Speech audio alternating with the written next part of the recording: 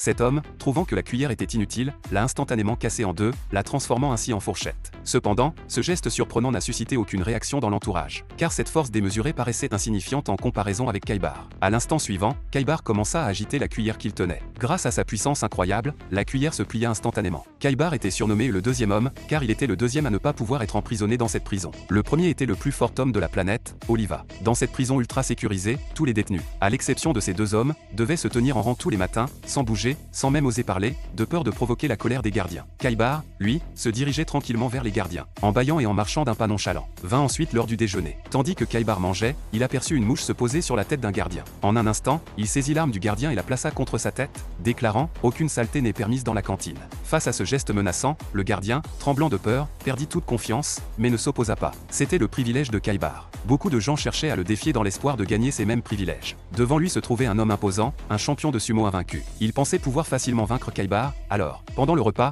il lança un défi, brisant une cuillère à main nue. Kaibar, impassible face à ce défi, agita simplement la cuillère qu'il tenait. Et dans la seconde suivante, elle se courba comme une corde. L'homme, voyant cela, se sentit profondément insulté et renversa furieusement la table. Les gardiens dégainèrent immédiatement leurs armes pour avertir l'homme, mais Kaibar s'empara de l'arme et la donna à l'homme, lui demandant de lui tirer dessus. Cependant, dès que l'homme tira, Kaibar, avec une rapidité fulgurante, donna un coup de pied et renversa l'homme au sol. Furieux, l'homme décida d'affronter Kaibar dans un duel équitable. Ils se rendirent à la salle de sport. Quand l'homme essaya de soulever Kaibar, il s'aperçut qu'aucune de ses forces n'y faisait quoi que ce soit, Kaibar restait complètement immobile. Puis Kaibar lança sa contre-attaque. Il toucha doucement l'oreille de l'homme, et en un instant, le tympan de ce dernier explosa. Avant qu'il ne puisse réagir, Kaibar arracha un de ses cheveux et le glissa dans l'oreille de l'homme. Le cheveu s'enroula facilement autour de la cochlée de l'homme. Et Kaibar tira brusquement. La cochlée de l'homme se brisa instantanément. L'homme perdit l'équilibre et tomba au sol.